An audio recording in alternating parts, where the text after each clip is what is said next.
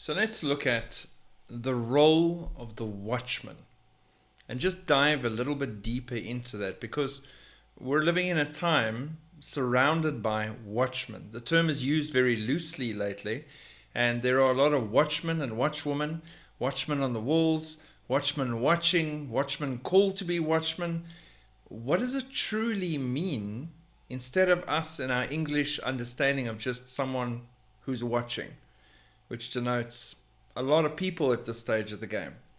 So the role of a watchman in biblical times was both practical and a spiritual responsibility, deeply embedded in the cultural and religious life of Israel. The watchman was tasked with vigilance, protection, the delivery of messages, often serving as a metaphor for spiritual alertness and moral responsibility.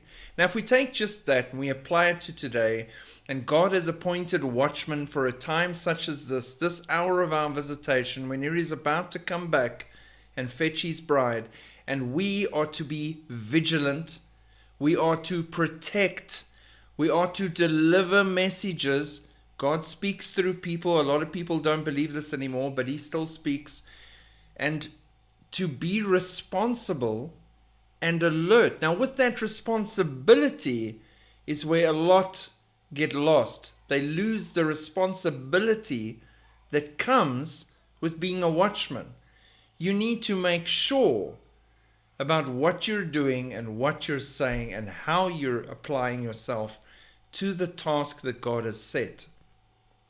In ancient Israel, cities were usually fortified with walls. And when we think about that, we think about passages about Jericho and the walls of Jericho. Some of those walls were so great that you could ride chariots on top of them. That's how wide those walls were and how great they were. Fortifications. Now, the watchman was stationed on these walls or in towers to keep an eye for approaching enemies or any potential threats. Their primary duty, number one, was to sound the alarm to alert the inhabitants of impending danger. The role required constant vigilance and a keen sense of awareness, as the safety of the entire city depended on their ability to detect and announce threats promptly. Now, the Bible also mentions bad watchmen who were drunk, who saw only to themselves and sought their own belongings. Sadly, we still have that case too. We need to watch that our watchmen are taking their work seriously for God. Now, the Hebrew word for watchman is tsafa, and it has the meaning to lean forward, to watch. Lean forward, watch, to peer into the distance. By implication, to observe, behold, spy out, wait for, and keep watch. So they would be in their towers, on the walls. They would literally be peering forward, looking into the distance, on the watch for messengers, unusual activity, most importantly, any sign of an enemy or approaching army. So the most important job. If we dive into Tsafa properly, it'll even say lookout, destined, observing, awaiting. We are awaiting something and we are watching. We need to be aware of everything, including what the enemy is doing. The role of the watchman is prominently featured in the books of the Tanakh, the Old Testament. In Ezekiel 3 verse 17, God appoints Ezekiel as a watchman for the house of Israel. Son of man, I have made you a watchman for the house of Israel. Whenever you hear a word from my mouth, give them warning from me.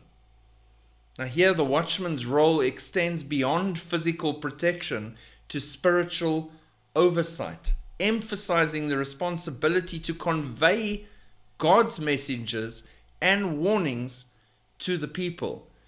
The Ezekiel passage is very special to me in particular because when I was in Israel, God gave me that passage and told me I'm a watchman for the children of Israel. And similarly, in Isaiah 62 verse 6, the watchmen are depicted as intercessors. On your walls, O Jerusalem, I have posted watchmen. They will never be silent day or night. You who call on the Lord, give yourselves no rest. The passage is highlighting the watchman's duty to remain vigilant in prayer and to continually remind God of his promises to his people. Not that God can forget, but prayer is powerful. And we cry out and call out to God on behalf of those that he has brought to us to shepherd, defend, and look after. We are called to be a people of prayer. While we are watching, we are interceding. We are prayer warriors. There is power in prayer. The fervent prayer of the righteous availeth much. The watchman's failure to fulfill that duty is met with severe consequences, as seen in Ezekiel 33 verse 6. But if the watchman sees the sword coming and fails to blow the trumpet, the shofar, to warn the people, and the sword takes the life of one of them, that man will be taken away in his iniquity. But I will hold the watchman accountable for his blood. Can you imagine the Lord has placed someone before you and given you the urgency to share the truth of the gospel with them, but because you don't want to cause any awkwardness or chaos or anything, or you're not wanting to go there or even become part of that conversation, you leave it and that person dies? Can you imagine your answer when the Lord asks you why you did not speak to that person when you had the opportunity? I don't want that. The role of a watchman carries significant moral and ethical implications. It underscores the importance of responsibility, accountability, and the courage to speak the truth, even when it's unpopular or difficult. This is a hard one for most Christians and watchmen in the community because they want to be popular. They don't want to touch difficult things. They don't want to say something that will cause them to lose subscribers or followers or people that listen to them. That's not what God called you to do. You need to step up.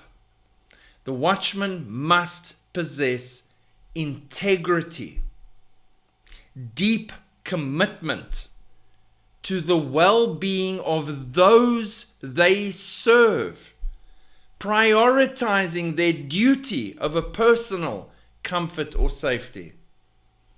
We should be worrying about the sheep that the Lord has brought to us to shepherd more than we worry about ourselves.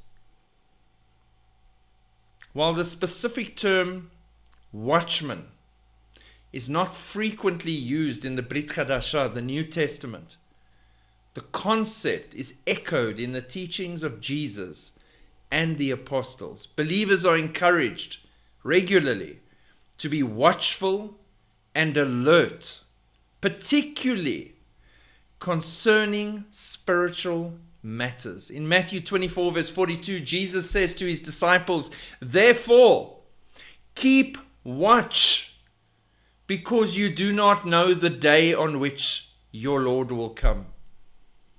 The call to vigilance is a reminder of the ongoing spiritual battle and the need for readiness in anticipation of Christ's return.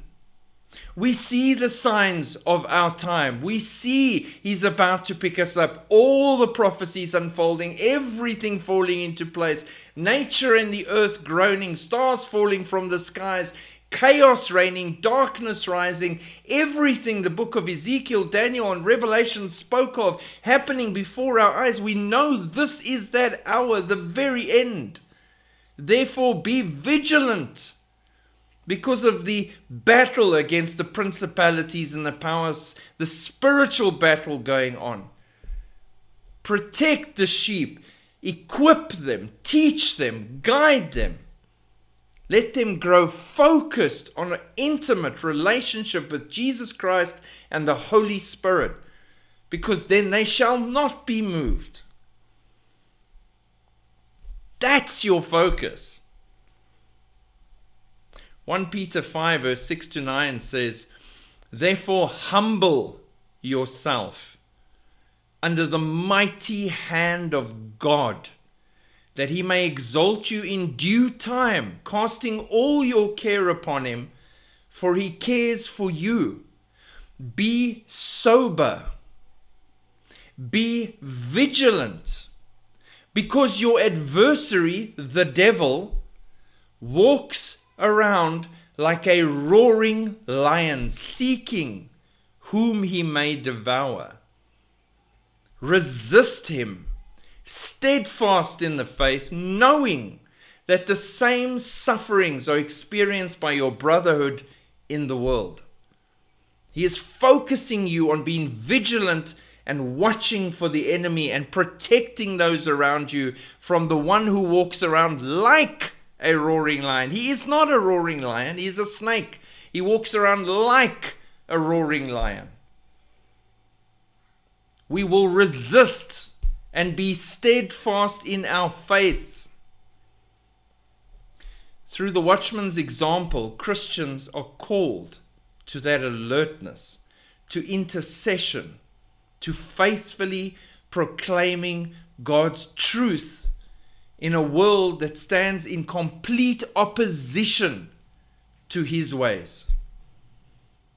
But I'll end with this, which is encouraging.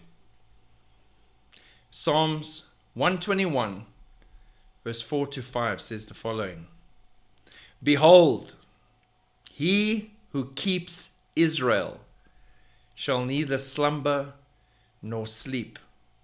The Lord is your keeper. The Lord is your shade at your right hand." God watches over Israel. God watches over His children. He is the ultimate watchman, watching over us. May we aspire to be as watchful and vigilant and full of integrity and perseverance as our God. Be worthy of the title Watchman.